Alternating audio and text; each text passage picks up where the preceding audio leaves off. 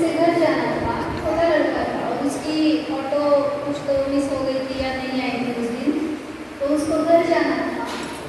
तो वो चलते जा रहा था, उसके पास पैसे बहुत कम थे, तो वो जहाँ जा रहा था वहाँ पे एक ऑटो दिखी उसको, तो उसने पूछा मुझे इस एड्रेस पे जाना है, कितना लोगे?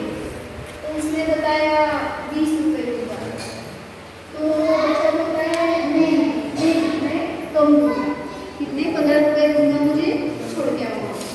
तो ऑटो वाला बोला नहीं 20 रुपये लगेंगे। तो सोचता है कि थोड़ा आगे जाने के बाद और ऑटो मिलेगी तो उसमें कम पैसा लगेगा। तो वो चलता गया थोड़े आगे दूर जाने के बाद दूसरा ऑटो वाला मिला, तो उसको पूछता है कि मुझे इस एड्रेस पे जाना है, कितना लोगे? तो वो बोलता है 30 रुपये। तो वो बोलता है नहीं मैं तो अभी इतनी दूर तक चलते आया हूँ और कम हुआ होगा ना। तो बोलता है नहीं 30 रुपये लगेंगे। तो वो सोचता है कि और आगे जाने के बाद थोड़ा सा कम होगा। तो ऐसे ही चलते गए, फिर ऑटो वाला मिला, तो उससे पूछता है कि मुझे इस एड्रेस पे जाना है, कितना लोगे? तो वो बोलता है 40 रुपये।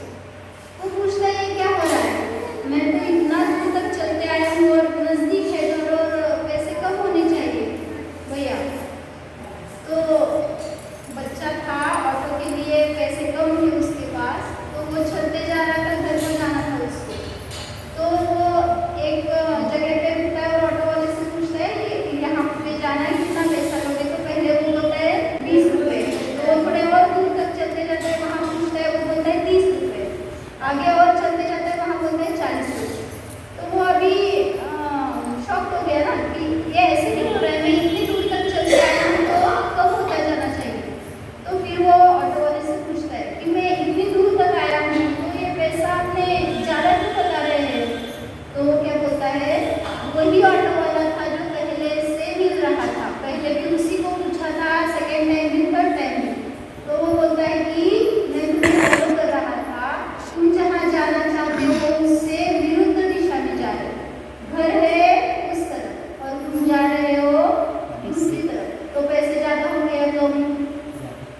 तो इसलिए वो बोलता है कि तुम जिस दिशा में जा रहे हो वो तुम्हारा घर का रास्ता नहीं है, तो तुम्हें जाना चाहिए जहाँ जहाँ जाना है वो रास्ता अलग है और जहाँ जा रहे हो वो रास्ता अलग है। किसकी कथा है? हमारी। उसकी नहीं, हमारी। हमें भी जाना कहाँ है? अपने सुख की ओर, और जा रहे कहाँ, दौड़ कहाँ लगा रहे हैं? सब प्रयास खुद का ही कर रहे हैं। आपको इतनी क्या बोलते हैं, आपका घर परिवार बढ़ गया, सब ये क्या बोलते हैं, वेल सेटल हो गया, संसार बढ़ता चला जा रहा है।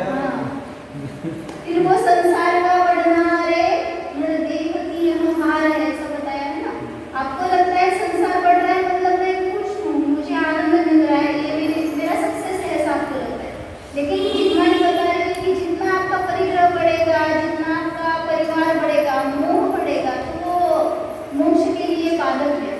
तो आपको पुरुषार्थ कहाँ करना है? निज की ओर आना है, खुद को जानना है, तो इसके लिए आप विरुद्ध दिशा में जा रहे हैं। तो ऐसा पुरुषार्थ करो जिससे खुद का परिचय हो, हमें शांति मिले, हमें सुख मिले। ऐसा अगर पुरुषार्थ हो तो जो भी आप क्रिया करेंगे उसमें यही अनुभव होना चाहिए। आपकी भक्ति बहुत अच्छी है, हमने अभी देखी, तो मतलब भगवान के प्रति समर्पण इतना रहता है, मतलब भगवान हमें बताते हैं मैं जो कर रहा हूँ वो तुम करो। हमने एक सेंटेंस पढ़ा था प्रवचन में, तो उसमें बताया था कि आप भगवान के पास जाते हैं तो क्या मांगते हैं? क्या क्या मांगते हैं भगवान से? हाँ, तो कोई आता है तो क्या मांगा भगवान से, बताओ भैया। कितनी तरफ कितनी जगह आपने दर्शन करके आए, क्या क्या मांगा? कुछ भी नहीं। क्यों मांगना चाहिए? आप वहाँ जाके सबसे मांगते हो, इससे क्यों नहीं मांगते? तो वहाँ पे वो देते तो नहीं है, लेकिन मांगना चाहिए, हमारी भक्ति है वो भी। तो क्या मांगना है इसका विवेक होना चाहिए। तो उसमें बताया था कि मेरे यथार्थ ज्ञान का विकास हो, इतना ही मांगो। क्या बताया? मेरे यथार्थ ज्ञान, या क्या बोलते हैं, यथार्थ मतलब सही ज्ञान का, उचित, मेरे यथार्थ ज्ञान का विकास हो। मेरी जो समझ है ना कि ये शरीर में, ये परिवार मेरा है, ये घर मेरा है, ये सब परिग्रह मेरा है, मिथ्या मान्यता है, और इसमें मेरा सुख है, ये हमारी विपरीत बुद्धि है। तो यथार्थ मतलब सच्चा ज्ञान, मेरे सच्चा ज्ञान का विकास हो। मतलब सच्चा ज्ञान कौन सा? मैं जीव हूँ, जाननहार हूँ। मैं मतलब ये स्त्री पुरुष ये मेरा रूप नहीं है ना। आप कौन हो? अपना नाम जो होता है उससे हम अपनी पहचान समझते हैं, लेकिन हम वो नहीं है ना। आप यहाँ से मरकर कहाँ जाओगे? अगली देह में जाओगे। तो आप कौन है? ये देह है या वो आत्मा जो आगे चली गई वो है?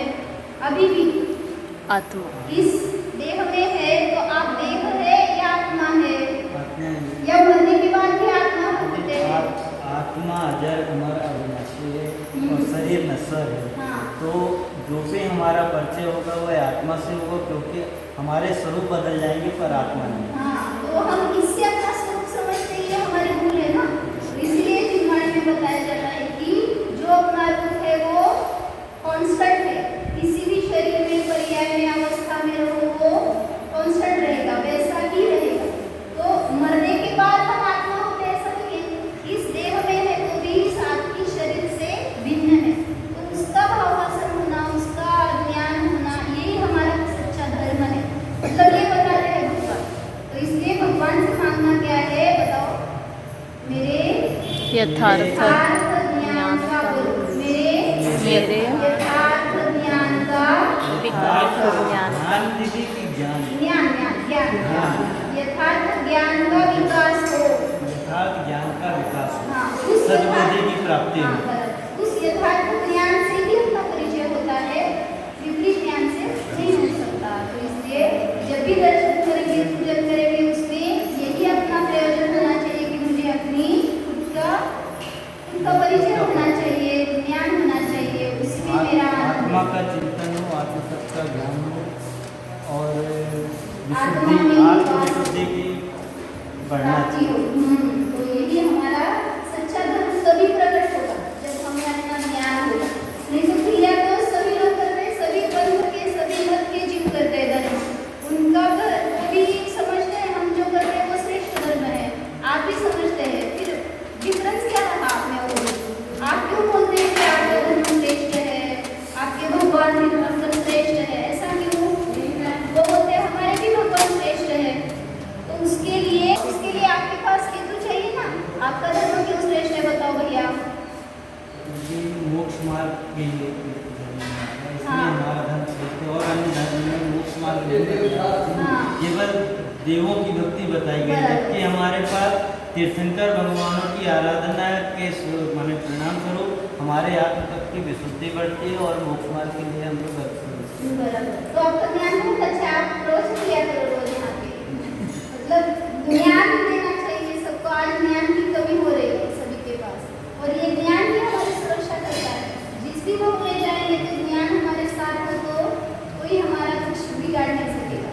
तो अन्य धर्मों से ये धर्म क्यों श्रेष्ठ है बताते हैं?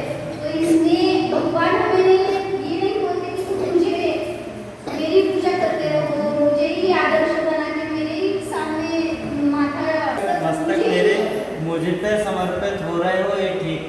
मुझे मेरा ही अवलंबन लेते रहो, ऐसा नहीं बोलते हैं भगवान। तो अन्य धर्मों में यही रहता है कि मेरी आराधना करो, उपासना करो तो आपको ये फल मिलेगा, ऐसा आपको ये रिजल्ट मिलेगा, ये ऐसे अन्य धर्मों में रहता है।